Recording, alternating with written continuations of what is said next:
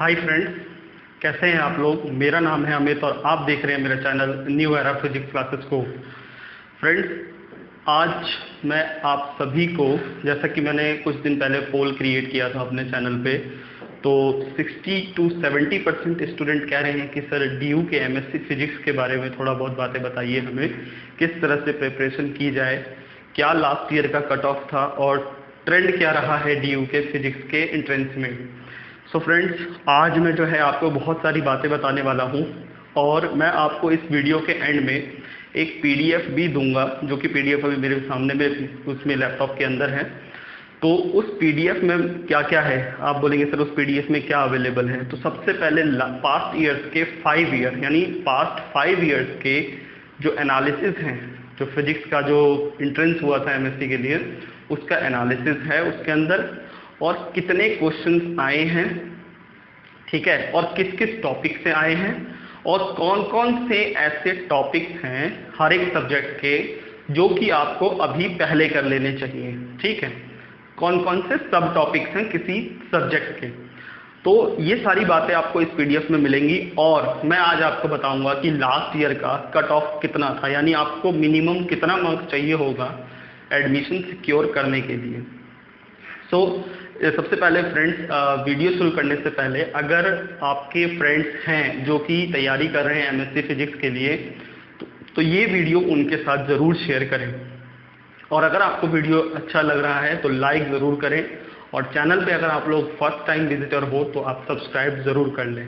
ठीक है, शुरू करते हैं हम अपना वीडियो। देखिए, सबसे पहले मैं आपको कुछ महीनों पहले बता चुका हूँ ऑलरेडी कि DU एक ऐसा यूनिवर्सिटी है पूरे इंडिया में जो कि एमिनेंट यानी कि सबसे अच्छे यूनिवर्सिटीज़ में से एक है। आपको इसका फॉर्म तो ज़रूर भरना चाहिए। इसमें ये एकमात्र यूनिवर्सिटी है पूरे इंडिया में जो कि पोस्ट ग्रेजुएट लेवल पर ही आपको स्ट्रिंग थ्योरी का इंट्रोडक्शन दे देती है। जो लोग थियोरेटिकल फिजिक्स में अपना रिसर्च करियर बनाना चाहते हैं, जैसे जनरल रिलेटिविटी पढ़ना चाहते हैं या क्वांटम फील्ड थ्योरी पढ़ना चाहते हैं या स्ट्रिंग थ्योरी पढ़ना चाहते हैं, पार्टिकल फिजिक्स पढ़ना चाहते हैं, उन सभी के लिए दिल्ली यूनिवर्सिटी सबसे पहली चॉइस होती है और होनी भी चाहिए। क्यों? क्योंकि इस यूनिवर्सिटी में इंडिया के लीडिंग फिजिसिस्ट पढ़ाते हैं, जैसे पैट्रिक दास गुप्ता जी हैं, बहुत सारे लीडिंग फिजिसिस्ट जो कि इंडिया में बहुत अच्छे अच्छे रिसर्च करते हैं, वो सभी साइंटिस्ट यहाँ पर पढ़ाते हैं एज अ प्रोफेसर। तो ये तो आप लोगों के चॉइस में होना ही चाहिए, आप लोगों की लिस्ट में होना ही चाहिए। तो देखिए, कुछ चेंजेस जो इस बार अभी जो पहला चेंज सबसे जो नज़र आ रहा है वो है DU का पेपर जो है वो लास्ट ईयर से ऑनलाइन तो हो रहा था, लेकिन इस बार नेशनल टेस्टिंग एजेंसी NTA जिसे हम कहते हैं वो कराने जा रही है, जिसने अभी रिसेंटली JNU का भी पेपर ऑर्गेनाइज कराया था। तो क्या पैटर्न चेंज होगा या नहीं होगा वो तो मैं आपको पहले नहीं बता सकता, लेकिन क्या रहा है DU का ट्रेंड, क्योंकि लास्ट ईयर भी ऑनलाइन ही पेपर हुआ था, तो क्या रहा है DU का ट्रेंड, किस टॉपिक से उसने सबसे ज़्यादा क्वेश्चन पूछे हैं और किस टॉपिक से सबसे कम क्वेश्चन पूछे हैं, वो सारी बातें मैं आज आपको क्लियर कर दूंगा। और अंत में वीडियो का जब एंड हो जाएगा तो मैं आपको एक लिंक दूंगा, वो भी कमेंट सेक्शन में, जो पिन कमेंट होगा वो मेरे चैनल का कमेंट होगा, और आपको वहाँ पर क्लिक करके इस PDF को डाउनलोड करना है और देख लेना है कि कौन से टॉपिक को आपको पहले करना चाहिए। ठीक, और आपको मेरे जो पीछे बोर्ड है उस बोर्ड पर भी ये सारी चीज़ें आपको लिखी हुई अभी नज़र आएंगी। ठीक, तो देखिए शुरू करते हैं हम। सबसे पहले फ्रेंड्स, जो मैंने ऊपर आप देख सकते हैं लिखा हुआ है analysis of past year DU MSc physics entrance, यानी क्या पास्ट ईयर जो एनालिसिस है वो मैं आपको बता रहा हूँ टॉपिक वाइज। तो सबसे पहला टॉपिक आप देख सकते हैं वहाँ पीछे इलेक्ट्रोमैग्नेटिक थ्योरी लिखा है, EMT। देखिए, फिर वहाँ मैंने लिखा है number of question asked in respective years, कितने क्वेश्चन किस ईयर में आए हैं EMT से। तो अगर आप देखें ध्यान से तो 2018 में 7 क्वेश्चन आए हैं, 2017 में भी 7 क्वेश्चन आए हैं, 2016 में 6 क्वेश्चन आए हैं, 2015 में 12 क्वेश्चन आए हैं और 2014 में 12 क्वेश्चन। तो आप देख सकते हैं किस तरह से EMT का जो पोर्शन है वो DU के एंट्रेंस में बहुत ज़्यादा जगह रखता है, और इसीलिए मैंने यहाँ पर PS लिखा है कि you can not skip EMT from your preparation desk because it holds heavy portion of the paper. अगर आपने ईएमटी स्किप कर दिया तो देन आपका सिलेक्शन रेट कम हो जाएगा, क्योंकि डीयू बहुत ही ज़्यादा क्वेश्चन जो है वो पूछ रहा है ईएमटी वाले पोर्शन से।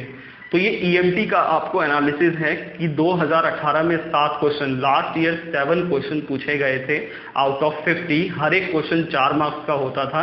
अगर इसे इस बार चेंज करता है डीयू तो वो तो मैं आपको नहीं बता सकता पहले ही, तो लेकिन अगर वही रहा 50 क्वेश्चन पूछता है, हर एक क्वेश्चन 4 मार्क्स का होता है और 200 का पेपर बनता है, ठीक है। तो 7 क्वेश्चन जो थे आउट ऑफ 50 वो ईएमटी से थे लास्ट ईयर, और 2015 और 14 का अगर आप लोग एनालिसिस देखें तो 12 क्वेश्चन थे, 12 क्वेश्चन इन ईच ईयर। तो आप देख लीजिए किस तरह से ईएमटी जो है वो डीयू के एमएससी एंट्रेंस के लिए बहुत ही ज़्यादा वैल्यूएबल टॉपिक है। तो आप इसे स्किप मत करिए। और आपको पढ़ना क्या है, आप नीचे अगर देखेंगे तो मैंने लिखा है मोस्ट इंपॉर्टेंट सब टॉपिक्स ऑफ ईएमटी।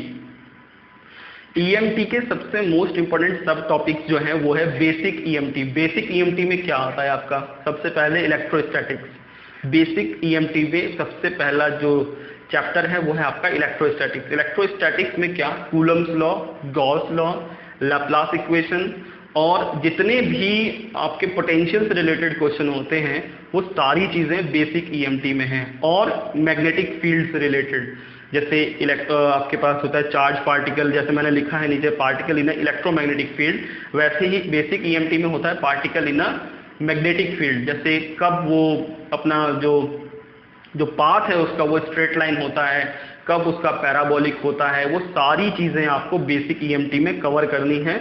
और अगर आपके पास किताब है ग्रिफिथ तो वो तो मोस्ट रिकमेंडेबल है, तो आप उसको रिवाइज कर सकते हैं थ्योरी के लिए। नहीं तो आप कोई सी भी एक बेसिक क्लास 12 की भी किताब को अगर आप रिवाइज कर देते हैं तो हो सकता है तो वो आपके काम आ जाए, ठीक। नेक्स्ट जो आपको पोर्शन कवर करना है बचे हुए 15-20 दिनों में वो है ईएम वेव्स। देखिए आप सोचेंगे सर ईएम वेव्स का क्या रोल है। देखिए डीयू एकमात्र यूनिवर्सिटी है जो आपके अपने एंट्रेंस में ईएम वेव से क्वेश्चन पूछती है। जो आपके प्रॉपर्टीज होते हैं ना ईएम वेव्स के, जैसे सी और म्यू नॉट और एप्सिलॉन नॉट के बीच में रिलेशन क्या होता है, इंफ्रारेड कहाँ यूज होता है, बहुत ही बेसिक चीज़ें ये पूछता है। और अगर आप बेसिक चीज़ों में अगर आप पीछे हैं, आपको समझ में नहीं आता, देन आपका सिलेक्शन नहीं हो सकता। तो इसलिए आपको ईएम वेव को भी कवर करना पड़ेगा। नेक्स्ट है पार्टिकल इन इलेक्ट्रोमैग्नेटिक फील्ड। ध्यान रखिएगा इलेक्ट्रिक और मैग्नेटिक फील्ड कंबाइंड, जहां पर लॉरेंट्ज फोर्स उस चार्ज पार्टिकल पे लगता है वो भी आपको करना पड़ेगा, ठीक है। तो आप ये कर सकते हैं, सारी चीजें ग्रिफिथ में अवेलेबल हैं और किसी भी एक बेसिक ईएमटी की किताब में अवेलेबल होता है। नेक्स्ट और जो पोर्शन आपको करना है वो है मैक्सवेल्स इक्वेशन। मैक्सवेल्स इक्वेशन देखिए कितना इंपॉर्टेंट है, ये लास्ट ईयर ही ऐड हुआ है इसके सिलेबस में कि एंट्रेंस में अब आपसे मैक्सवेल इक्वेशन के भी क्वेश्चन पूछे जाएंगे। तो मैक्सवेल इक्वेशन को करने के लिए आप कोई से भी किताब ले सकते हैं, सारी चारों इक्वेशन, एक टाइम डिपेंडेंट भी और टाइम इंडिपेंडेंट भी। तो जो चारों इक्वेशन है दोनों ही केसेस में आपको करने पड़ेंगे। सबसे देखिए मोस्ट इंपोर्टेंट चीज क्या होती है बेसिक ईएमटी में, मैं आपको बताना भूल गया, आपको कैलकुलस, खासतौर पर वेक्टर कैलकुलस जो है वो टिप्स पे होने चाहिए कि curl of gradient is 0, divergence of curl is 0, जो भी है वो सारे आइडेंटिटीज जो है वो आपके टिप्स पर होने चाहिए। और बात करते हैं आइडेंटिटीज की, तो मैंने शुरुआत में जब जेएनयू के ऊपर इसी वीक में, लास्ट वीक मैंने जो वीडियो बनाई थी उसके कमेंट सेक्शन में एक बुक है, उस बुक में सारी आइडेंटिटीज लिखी हुई है, आप उनको लर्न कर लीजिए। क्योंकि अगर आपको आइडेंटिटीज याद होती है ना तो उस क्वेश्चन का 50% पार्ट जो है आप तभी कर लेते हो, ठीक है। तो ये ईएमटी का मैंने आपको बताया पोर्शन कुछ, तो अब आप देख लीजिए कि ईएमटी में आपको सबसे पहले क्या करना है, ठीक है। नेक्स्ट जो है फ्रेंड्स वो है मैकेनिक्स। मैकेनिक्स में अगर हम ट्रेंड को देखें तो मैकेनिक्स में नंबर ऑफ क्वेश्चन जो आए हैं रिस्पेक्टिव ईयर्स, आप देखिए पीछे, वो 2018 में 5 क्वेश्चन आए हैं, 2017 में 6 क्वेश्चन आए थे, 2016 में 5, देन 2015 में 7 और 2014 में 6। तो उतना ज़्यादा पोर्शन इसका है नहीं, लेकिन फिर भी है, हम इसको नेग्लेक्ट नहीं कर सकते। मैकेनिक्स का काफ़ी पोर्शन रहता है हर एक एग्जाम में, तो आप इसको करेंगे, ठीक। जो मोस्ट इंपोर्टेंट टॉपिक है मैकेनिक्स में जो आपको पहले करना है वो है kinematics, centre of mass, moment of inertia, आप पीछे देख सकते हैं। Orbit, escape, velocity. देखिए मैंने आपको बता दिया है, इस सब टॉपिक्स आपको दिख रहे होंगे कि सर ये उस सब्जेक्ट के टॉपिक्स तो नहीं है, क्योंकि इसके ऊपर ही क्वेश्चन पूछा गया है बहुत बार। तो काइनेमेटिक्स, बेसिक काइनेमेटिक्स आप कर लीजिए, न्यूटन्स लॉ से लेकर रोटेशनल वगैरह, centre of mass of the, मतलब जब पोर्शन हटा देते हैं, कट कर देते हैं तो फिर कैसे निकाला जाता है, और ऑर्बिट के ऊपर बहुत ज़्यादा क्वेश्चन आता है, एंगुलर मोमेंटम कंजर्व और टाइम पीरियड और एंगुलर एरियल वेलोसिटी, ये सारी चीज़ों पर, और एस के वेलोसिटी पर भी क्वेश्चन पूछा जाता है। तो ये आपको सबसे पहले करने हैं मैकेनिक्स में।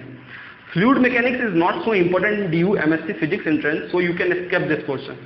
फ्लूइड मैकेनिक्स में अभी तक, मतलब इन 5 सालों के ट्रेंड में बहुत ही कम, एक ही क्वेश्चन शायद आया होगा, तो आप इसको रहने दे सकते हैं कि आपके पास टाइम कम है और ज़्यादा करना है आपको, तो आप इसको स्किप कर सकते हैं, आप भूल जाइए कि आपको फ्लूइड मैकेनिक्स भी करना है। नेक्स्ट है आपका waves and oscillation. Waves and oscillation में अगर आप ट्रेंड देखें तो 2018 में 4 क्वेश्चन, 2017 में 2 क्वेश्चन, 2016 में 3 क्वेश्चन, और 2015 में 5 क्वेश्चन, और 2014 में भी 5 क्वेश्चन आए हैं। ठीक है, तो ये जो अभी आपको दिख रहा होगा 2018 में 4 क्वेश्चन, और ये 4 क्वेश्चन में से 2 क्वेश्चन डॉपलर इफेक्ट के ही थे, इसीलिए आपको सबसे मोस्ट इंपोर्टेंट जो सब टॉपिक्स कवर करने हैं पहले, वो है Doppler effect, most important, stationary wave and it's equation, यानी जो स्टेशनरी वेव की जो इक्वेशन होती है उसके आपको गिवन देगा, देन कुछ क्वांटिटीज आपसे बोलेगा निकालने के लिए। बेसिक एसएचएम, बेसिक एसएचएम कहने का मतलब ये है कि आप हैवी एसएचएम ना करें, स्प्रिंग मास सिस्टम वगैरह, बेसिक जैसे फ्रीक्वेंसी निकालना या टाइम पीरियड निकालना, ये सारी चीज़ें आपको डिफरेंशियल इक्वेशन सॉल्व करने के लिए दिया जा सकता है। तो बेसिक जो एसएचएम है वही आपको करके जानी है। नेक्स्ट जो है, और कुछ some properties of the wave like frequency, wavelength, group velocity, phase velocity are also important and very known to you, यानी कि आपको पता है कि ये सारी चीज़ें तो बेसिक हैं, आप जब पढ़ेंगे तो ऑलरेडी आपको पता भी होगा। थर्मोडायनेमिक्स एंड स्टैटिस्टिकल फिजिक्स, देखिए नंबर ऑफ क्वेश्चंस देखिए, ध्यान से देखिए कितना बड़ा हैवी ये पोर्शन रखता है। 2018 में 8 क्वेश्चंस आए थे, 2017 में भी 8 क्वेश्चंस आए थे, 2016 में 7 क्वेश्चन आए थे, 2015 में 11 क्वेश्चन आए थे, और 2014 में 12 क्वेश्चन आए थे। तो आप देख सकते हैं सबसे पहला पोर्शन ईएमटी, जो कि एक हैवी पोर्शन रखता है, फिर थर्मल एंड स्टैटिस्टिकल फिजिक्स, ये भी बहुत ही हैवी पोर्शन रखता है डीयू के एमएससी फिजिक्स एंट्रेंस एग्जाम के लिए। तो आप इसे भी स्किप मत करिए, लिखा हुआ है मैंने यहाँ पर, अपने प्रिपरेशन डेस्क पर इसको ज़रूर लगा के रखिए कि आपको थर्मल फिजिक्स तो करना ही करना है। थर्मल फिजिक्स में अब आपको क्या करना है कि सर मैं कौन सा टॉपिक पहले करूं, अब जो मेरे पास टाइम बचा है। तो फ्रेंड्स सबसे पहले आप कवर करिए black body radiation. Black body radiation सबसे पहले कवर करिए। ब्लैक बॉडी रेडिएशन से एक क्वेश्चन फिक्स है, इस बार भी फिक्स है, आप देख लीजिएगा। Work done in different process, वो आपको फॉर्मूले इवन लर्न भी हो चुके होंगे। Work done in adiabatic, work done in isothermal expansion, work done in adiabatic expansion, work done in polytropic process, ये सारे प्रोसेस किसी भी एक बेसिक थर्मल फिजिक्स की किताब में अवेलेबल हैं। इन सैम्बल्स, जो कि स्टैटिस्टिकल फिजिक्स का पार्ट है, 1 से 2 क्वेश्चन आते हैं इसके डीयू में, और ऑल 3 टाइप्स, और खास तौर पे कैनोनिकल वाला, क्योंकि आपको पता है कैनोनिकल ही ज़्यादातर काम में आता है इन सैम्बल्स में। तो कैनोनिकल में पार्टीशन फंक्शन और probability of finding the atom in the respective energy level, जो कि जेएनयू में भी आया था, वो डीयू में बहुत ज़्यादा इंपॉर्टेंट है, कई बार क्वेश्चन आया है उसके ऊपर। मैक्सवेल्स रिलेशन बहुत ही फंडामेंटल है थर्मोडायनेमिक्स के लिए और बहुत ही इंपॉर्टेंट है। अगर आपको मैक्सवेल्स रिलेशन ही पता है, अगर आपको मैक्सवेल रिलेशन कैसे मेमोराइज करना है, बहुत जगह आपने पढ़ा भी होगा, देखा भी होगा और आता भी होगा बहुत सारे स्टूडेंट्स को। अगर आपको नहीं आता है, जिनको नहीं आता है, वो आप मेरे IIT जैम वाले प्लेलिस्ट में जाकर मेमोराइज कैसे करना है मैक्सवेल इक्वेशन को एक थर्मोडायनेमिक स्क्वायर बनाकर, वो आप जाके देख सकते हैं। मैंने भी वो विकीपीडिया से सीखा था, लेकिन विकीपीडिया पे जिस तरीके से लिखा है बहुत सारे स्टूडेंट समझ नहीं पाते हैं।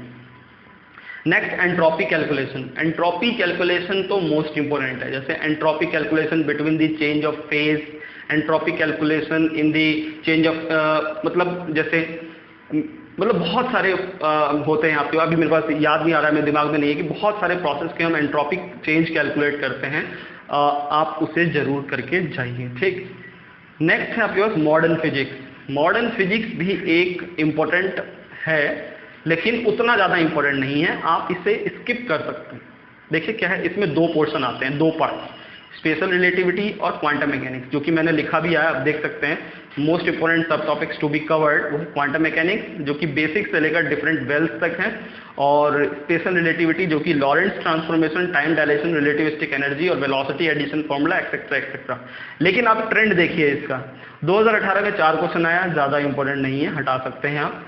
2017 में 6 क्वेश्चन आए थे इसके, 2016 में 4 क्वेश्चन, 2015 में 1 भी नहीं, और 2014 में फिर 10 क्वेश्चन आए थे। लेकिन 2014 तो थोड़ा ओल्ड हो जाता है, ये पैटर्न जो है इस बार और चेंज होने वाला है। तो आप अगर आपको समझ में नहीं आ रहा है तो इसके 3 से 4 ही क्वेश्चन आने वाले हैं, आप हटा सकते हैं। क्योंकि जब आप कट ऑफ सुनेंगे ना तो आप थोड़ा हैरान रह सकते हैं कि इतना अच्छे यूनिवर्सिटी का ऐसा कट ऑफ कैसे हो सकता है। वो नेक्स्ट जो पोर्शन है आपको जो करना है वो है इलेक्ट्रॉनिक्स। इलेक्ट्रॉनिक्स जो है वो भी एक इम्पोर्टेंट पोर्शन रखता है हर एक एग्जाम में, चाहे वो BHU हो, JNU हो, IIT जैम हो, या ये DU एंट्रेंस हो, HCU हो, बहुत सारे MSc एंट्रेंसेज में आपका ये काम में आता है। इवन गेट्स में भी बहुत सारे गेट का जो होता है एग्जाम, उसमें भी बहुत सारे क्वेश्चन इलेक्ट्रॉनिक्स से आते हैं। तो ट्रेंड तो उतना ज़्यादा मतलब हैप्पी वाला तो नहीं है कि 6 क्वेश्चन आए हैं 2018 में, ये ठीक है। 2017 में फिर 4 ही आया, 2016 में फिर 5 आया, 2015 में 8 आया, फिर 2014 में 9 आया। तो आप देखिए हर साल अलग अलग नंबर ऑफ क्वेश्चंस आए हैं। तो आपको करना क्या है, दोनों ही इलेक्ट्रॉनिक्स के कुछ पोर्शन पढ़ लेने हैं, रिवाइज कर लेने हैं, जो कि 50% तो आपको ऑलरेडी आता होगा, 50% बस आपको अभी नज़र मारना है जाके किताब में, जो कि क्या है, बूलियन अलजेब्रा, जो कि हर एक स्टूडेंट को आता ही होगा जो ये एग्जाम दे रहा है, यानी कुछ ना कुछ उसके दिमाग में समझ है। ऐसा तो नहीं है कि आंख बंद करके वो दे रहा है मैं MSc करूंगा, ये कुछ ना कुछ सोचा हुआ है उसने आगे जाके कि मैं MSc में क्या करना चाहता हूँ। बूलियन अलजेब्रा आप सबसे पहले कर लीजिए। फिर डायोड सर्किट, डायोड सर्किट आपको पता है आइडियल डायोड में जो होता है वो करंट कितना होता है, क्या रेजिस्टेंस वो ऑफर करता है। तो जो डायोड्स होते हैं वो आइडियल ही गिवन होते हैं most of the time circuit में, और फिर आपसे करंट वगैरह पूछता है निकालने के लिए। एम्पलीफायर, और खास तौर पे आपको पता है मैं किस एम्पलीफायर की बात कर रहा हूँ, वो है operational amplifier. Operational amplifier is very very very important for any MSc entrance और एनी एंट्रेंस। और गेट्स मिनिमाइजेशन, देखिए पहला एक ऐसा टॉपिक है जो कि किसी एंट्रेंस में आता है। गेट मिनिमाइजेशन आपको याद होगा, अगर आप कॉर्नो मैप से कर सकते हैं तो उससे कर लीजिएगा, नहीं तो बहुत सारे तरीके होते हैं। ट्रूथ टेबल वाला भी एक तरीका होता है, आप बनाते हैं, इनपुट लिखते हैं और आउटपुट कैलकुलेट करके देखते हैं कि कौन सा मैच कर रहा है, देन आप इजीली पता लगा लेते हैं। जो 7th पोर्शन है और मे बी लास्ट पोर्शन है ये, वो है मैथमेटिकल फिजिक्स का। मैथमेटिकल फिजिक्स का आप अगर ट्रेंड देखें तो आप चौंक जाएंगे। जनरली क्या होता है कि किसी भी MSc एंट्रेंस में, चाहे वो IIT जैम का पेपर हो, BHU का पेपर हो, JNU का पेपर हो, या किसी और सेंट्रल यूनिवर्सिटी का पेपर हो, उसमें मैथमेटिकल फिजिक्स सबसे कम पोर्शन में होता है। 2 या 3 क्वेश्चन या 3 से 4 क्वेश्चन होते हैं। लेकिन DU का एंट्रेंस में जो क्वेश्चन है मैथमेटिकल फिजिक्स से, वो देख लीजिए आप कैसा है, ध्यान से देखिए। 2018 में 11 क्वेश्चन आए थे, 2017 में 10 क्वेश्चन आए थे, 2016 में 9, 2015 में 15, 2014 में 14, 14 में 14, 15 में 15। ध्यान से देख लीजिए। तो अगर आप देखें तो 2018 में 11 क्वेश्चन आने का मतलब है 20% से कुछ ज़्यादा ही जो पोर्शन था पेपर का वो मैथमेटिकल फिजिक्स ही था पूरा। 20%, क्योंकि 50 क्वेश्चन आते हैं तो 20% उसका 10 क्वेश्चन होता है, लेकिन 11 क्वेश्वन आए थे तो उससे कुछ ज़्यादा ही जो पेपर में जो क्वेश्चन थे वो मैथमेटिकल फिजिक्स के क्वेश्चन थे। तो आप इसको तो स्किप कर ही नहीं सकते, लिखा भी हुआ है मैंने यहाँ पर PS में। इन 2018 11 question out of 50 that means 20% of the paper was from mathematical physics portion, so that you can not skip MP2 from your preparation desk. आप तो इसे हटाइए ही नहीं। अब सर हम इसमें करें क्या? इन 11 या 12 क्वेश्चन और ज़्यादा से ज़्यादा क्वेश्चन करने के लिए आपको इन टॉपिक्स को सबसे पहले करना पड़ेगा, जो कि है सबसे पहला differential equation, mainly ordinary differential equation, जिसमें आपको first order, second order, PI और CF निकालना आना चाहिए। e की पावर ax प्लस by या e की power sin ax plus by, जो भी जनरल फॉर्मूले हैं उनका आपको आना चाहिए। इंटीग्रेशन, वो भी खास तौर पे मल्टी वेरिएबल यानी डबल और ट्रिपल इंटीग्रेशन आता है। फॉरियर सीरीज का एक क्वेश्चन फिक्स है, इस बार भी फिक्स है, आप देख लीजिएगा। फॉरियर सीरीज आपको करके जाना है। Complex analysis, one of the most important topic for any examination, जो भी एग्जाम में मैथमेटिकल फिजिक्स का है सिलेबस, उसमें कॉम्प्लेक्स एनालिसिस जरूर होता है और 1 से 2 क्वेश्चन हमेशा ही होते हैं। लेकिन DU में एक और खास है, प्रोबेबिलिटी। आपने देखा होगा किसी भी, चाहे IIT जैम हो, BHU, किसी में भी प्रोबेबिलिटी के क्वेश्चन आते ही नहीं है मैथमेटिकल फिजिक्स से। स्टैटिस्टिकल फिजिक्स से आता है प्रोबेबिलिटी का क्वेश्चन, लेकिन मैथमेटिकल फिजिक्स से नहीं होता। लेकिन इसका ये थोड़ा एक्सेप्शन है भाई, और ये प्रोबेबिलिटी के भी क्वेश्चन पूछता है। फाइनल जो है एक छूट गया था हमारा, वो है एटॉमिक एंड मॉलिक्यूलर फिजिक्स। ये भी अनोखा है, क्योंकि कोई सा भी एंट्रेंस ऐसा नहीं है इंडिया में अभी जो MSc के लिए है जहां पर एटॉमिक एंड मॉलिक्यूलर फिजिक्स के भी क्वेश्चन आते हों। लेकिन DU इस बात पर भी एक्सेप्शनल है। नंबर ऑफ क्वेश्चन आप देख सकते हैं, ये भी ठीक ठाक है। 2018 में 5 क्वेश्चन, 2017 में 7 क्वेश्चन, 2016 में 6 क्वेश्चन, 2015 में 8 क्वेश्चन और 2014 में फिर 8 क्वेश्चन। तो ये भी है थोड़ा बहुत अगर आप करके जाते हैं, इजी तो होता है। कुछ ही टॉपिक्स के क्वेश्चन ये आए हुए हैं, जितने भी ये 5-7 आए हैं, तो आप कुछ टॉपिक्स को अगर आप करके जाते हैं तो AMP जो है आपका आसान हो जाएगा। तो मैंने यहाँ PS में लिखा, आप देख सकते हैं, in most of the MSc physics entrance like IIT jam, BHU, JNU etcetera, AMP is not a part of the syllabus but DU will ask question from the AMP 2। तो आपको ध्यान रखना है, DU जरूर पूछेगा आपसे एटॉमिक एंड मॉलिक्यूलर फिजिक्स के question. अब इसमें आपको क्या करके जाना है, मोस्ट इंपोर्टेंट सब टॉपिक्स जो आपको कवर करके जाने हैं वो है मैग्नेटिक मोमेंट, ध्यान रखिएगा, बोर मैग्नेटॉन के टर्म्स में जो हम निकालते हैं। LS कपलिंग से आपको याद होगा हम J की वैल्यूज फाइंड करते हैं, L - L to L+S तक। बोर्ड्स मॉडल आपको करके जाना है, radius, energy, velocity, time period, frequency, सबका फॉर्मूला होता है। और spectroscopy one of the most important, आपको पता है रोटेशनल स्पेक्ट्रोस्कोपी होती है, और एक मुझे अभी नाम याद नहीं आ रहा है, आप वो जो है करके जाइए इन दोनों ही स्पेक्ट्रोस्कोपी को, ठीक। तो स्पेक्ट्रोस्कोपी भी एक इंपॉर्टेंट टॉपिक है। फाइनली अगर हम बात करें, 2 टॉपिक रह गए हैं। एक टॉपिक को मैंने ज़्यादा वैल्यू दी नहीं है, मैं वैसे ही आपको बता देता हूँ। एक है न्यूक्लियर फिजिक्स का, 1 से 2 क्वेश्चन रहता है, आप उसे स्किप भी कर सकते हैं, ठीक है। नहीं तो आप रेडियो एक्टिविटी कर लीजिए, मॉडर्न फिजिक्स में आप ऐड कर सकते हैं उसको। रेडियो एक्टिविटी बेसिक्स करके जाना है, अल्फा बीटा डीके। और finally for the solid state you should complete basic crystal structure and super conductivity for the DU। ध्यान रखिएगा, DU जो है बेसिक क्रिस्टल स्ट्रक्चर और बीच के सारे क्वेश्चन खा जाता है, वो सीधा सुपर कंडक्टिविटी से क्वेश्चन पूछता है। Critical magnetic field, critical temperature, perfect diamagnetism, मैग्नेस effect और BCS थ्योरी जो इंट्रोडक्शन है, वो सारे इन्हीं सबसे जो क्वेश्चन है वो पूछता है। और एक क्वेश्चन जो है वो हॉल वोल्टेज से भी आया हुआ है, पहले एक ही क्वेश्चन आया है इन 5 सालों में, तो हॉल वोल्टेज भी आपको करके जाना है। हॉल इफेक्ट नाम से पोर्शन होगा किसी भी सॉलिड स्टेट फिजिक्स में, तो आप उसे कर लीजिएगा।